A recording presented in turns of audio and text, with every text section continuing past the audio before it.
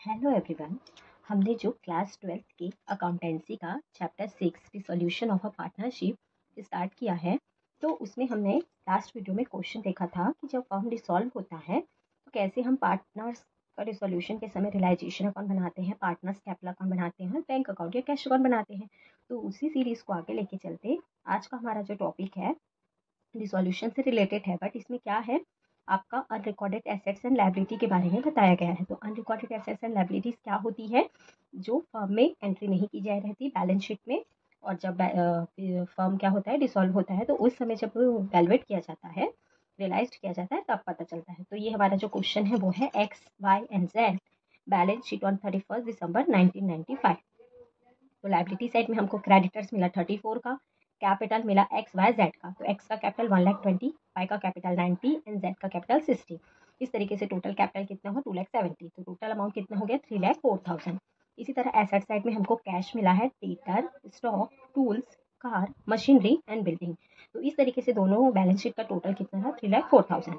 आगे डिटेल दिया है, the partnership deed provide that profit will be divided in the ratio of 3:2:1 among partners. जब तीनों partners profit कैसे डिस्ट्रीब्यूट करेंगे 3:2:1। तो एसेट्स रियलाइज्ड अस अंडर, क्या क्या एसेट्स रियलाइज्ड हुआ वो बता रहा है। तो स्टॉक है 40,000 का, टूल्स है 5,000 का, मशीनरी है 78,000 की, बिल्डिंग है 84,000 का, कार है आपका 25,000 एंड गुडविल है आपका 60,000। आगे बोला कि डेटर्स रियलाइज्ड 59,000। डेटर कितने में रियलाइज्ड हुआ 59,000 में। Creditors were settled at a discount of 720। मतलब जो क्रेडिटर्स है उनको सेटल किया गया, मतलब पेमेंट किया गया कितने रुपए डिस्काउंट देके 720। आगे बोल गया कि there was an unrecorded assets valued at ₹3,000 की एक अनरिकॉर्डेड एसेट्स है जो इसका वैल्यूएट किया गया तो कितना हुआ 3,000 का, but which was handed over to X for 2,000। But X है वो हैंडेड ओवर कर रहा है, मतलब टेकन अप कर रहा है कितने में 2,000 में। तो prepare realisation account, cash account and partners का कैपिटल अकाउंट। मतलब हमें इसमें रियलाइजेशन अकाउंट बनाना है, कैश अकाउंट बनाना है, पार्टनर्स का कैपिटल अकाउंट बनाना है। तो इस तरीके से ये रहा हमारा क्वेश्चन। अब इसका हम सॉल्यूशन देखते हैं। तो ये रहा हमारा रियलाइजेशन अकाउंट। तो यहाँ पर हमारा ये रहा रियलाइजेशन अकाउंट। तो ये रहा हमारा रियलाइजेशन अकाउंट। तो यहाँ पर सबसे पहले हमने सैलरी बोलते हैं, हमारा जो सन्ड्री एसेट्स है उसके अकाउंट को क्लोज किया। तो 2 सन्ड्री एसेट्स आ गया, debtor, stock, tools, car, machinery and building. तो सभी एसेट्स यहाँ पर क्या किया हमने, अकाउंट को क्लोज किया। बैलेंस शीट में जो डिटेल दिया है उसको एज इट इज लिया कि debtor 62,000, stock 37, tools 8,000, car 12,000, machinery 60 and building 1 lakh. तो इस तरीके से सन्ड्री एसेट्स का अकाउंट क्लोज किया तो कितना हुआ 2,79,000। बैलेंस शीट की लायबिलिटी साइड में हमें क्या क्या दिया, क्रेडिटर्स और कैपिटल। तो कैपिटल की एंट्री नहीं होगी, जिस तरह एसेट्स में हमने कैश की एंट्री नहीं की उसी तरह हम लायबिलिटी साइड में कैपिटल की एंट्री नहीं करेंगे। तो बचा क्या क्रेडिटर, तो यहाँ पर लिखेंगे by creditors. Bye sundry liabilities में सिर्फ एक ही है क्रेडिटर, तो कितने का आ गया 34,000 का, उसको एज इट इज 38 लिख लिए। अब क्या बोला हमने एसेट्स रियलाइज्ड किया, तो यहाँ पर जो हमारा जो एसेट्स है जो अकाउंट क्लोज किए थे उसको हम क्या करेंगे रियलाइज्ड करेंगे। तो जब रियलाइज्ड करेंगे तो क्या आ जाएगा बाय कैश अकाउंट। तो जितना भी हमें क्वेश्चन में दिया है उसको एज इट इज लिखा गया कि स्टॉक है 40,000, टूल्स है आपका 5,000, मशीनरी है 78,000, बिल्डिंग है 84,000, कार है 25,000, गुडविल है 60,000 एंड डेटर्स है 59,000। तो इस तरीके से कैश का टोटल कितना हो गया 3,51,000। मतलब हमने टोटल एसेट्स का रियलाइज किया तो कितना अमाउंट आया 3,51,000। और क्वेश्चन में बोला कि हमने क्रेडिटर्स को सेटल किया 720 रुपए डिस्काउंट देके। तो यहाँ पर जब पेमेंट होगा तो टू कैश अकाउंट करके क्रेडिटर 34,000 में माइनस 720, तो ये कितना हो जाएगा 33,280। आगे ये बोला कि जो 3,000 का एक अनरिकॉर्डेड एसेट्स है उसको एक्स ने 2,000 में टेकन अप किया। तो जब पार्टनर्स एसेट्स लेके जाएगा तो एक्स कैपिटल अकाउंट या रिकॉर्डेड एसेट्स टेकन ओवर कितने में 2,000 में।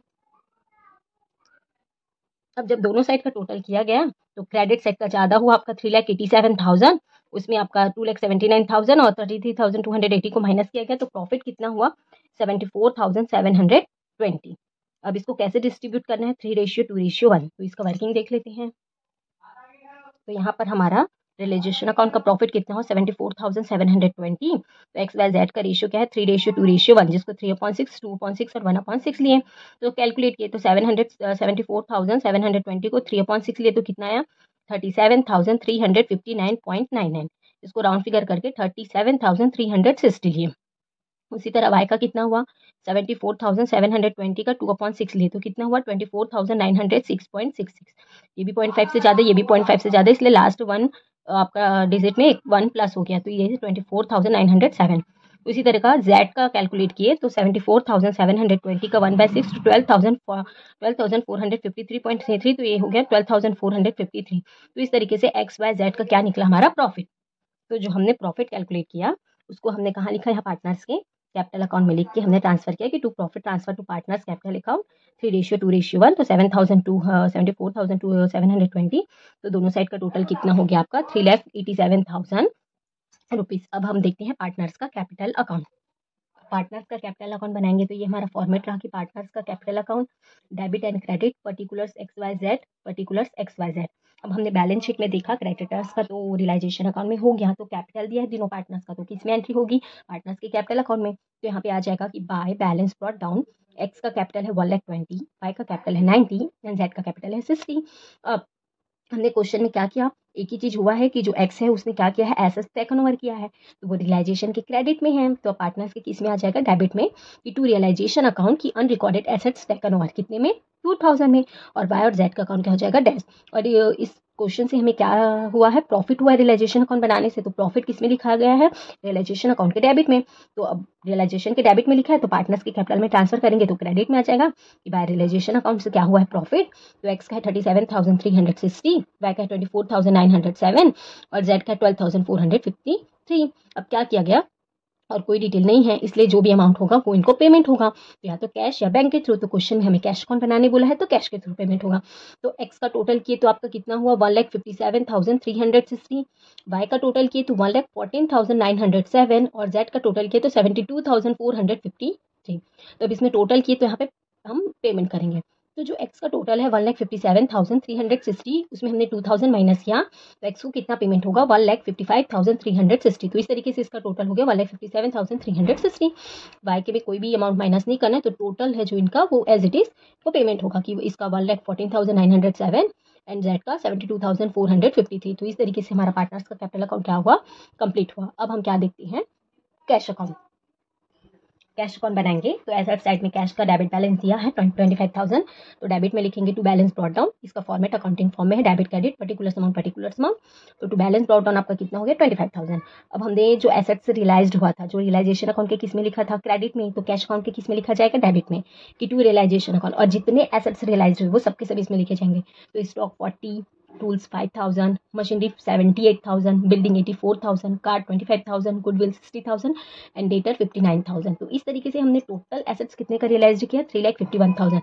मतलब हमें पहले से कैश कितना था 25,000, एसेट्स को रियलाइज करने से हमारे बिजनेस में कितना आया 3,51,000। तो इस तरीके से इसका टोटल कितना हुआ 3,76,000। अब पेमेंट तो सिर्फ क्या हुआ है क्रेडिटर्स को हुआ कितना, तो बाय रियलाइजेशन अकाउंट, क्योंकि पेमेंट रियलाइजेशन के डेबिट में था तो पार्टनर्स के क्रेडिट में जाएगा, तो बाय रियलाइजेशन अकाउंट क्रेडिटर्स को पेमेंट हुआ कितना 33,280। और लास्ट में जो हमने अभी कैपिटल अकाउंट बनाया पार्टनर्स का, तो वो डेबिट में लिखा गया था कि पार्टनर्स को कैश के थ्रू पेमेंट करना है, तो जब पेमेंट किया जाएगा तो कैश अकाउंट के क्रेडिट में, क्योंकि कैश अकाउंट का रूल है जितने भी रिसीव्ड होंगे वो डेबिट में और जितने भी पेमेंट होंगे क्रेडिट में, इसलिए क्रेडिटर्स का पेमेंट क्रेडिट में गया कि 33,280 और पार्टनर्स के कैपिटल अकाउंट से तीनों पार्टनर्स का बैलेंस लाए कि 1,55,360, वाई का 1,14,907 और जेड का 72,453। तो इन तीनों का टोटल कितना हुआ 3,42,720। तो इस तरीके से कैश अकाउंट का टोटल कितना हुआ 3,76,000। इसका मतलब ये हुआ कि फर्म के रियलाइज करने में हमारे पास कैश अवेलेबल था 25,000, एसेट्स को रियलाइज करने से हमें 3,51,000 रुपये मिला, तो टोटल 3,76,000 का इस तरीके से पेमेंट हुआ कि हमने क्रेडिटर्स को पेमेंट किया और रिमेनिंग अमाउंट हमने पार्टनर्स को पेमेंट किया। Thank you.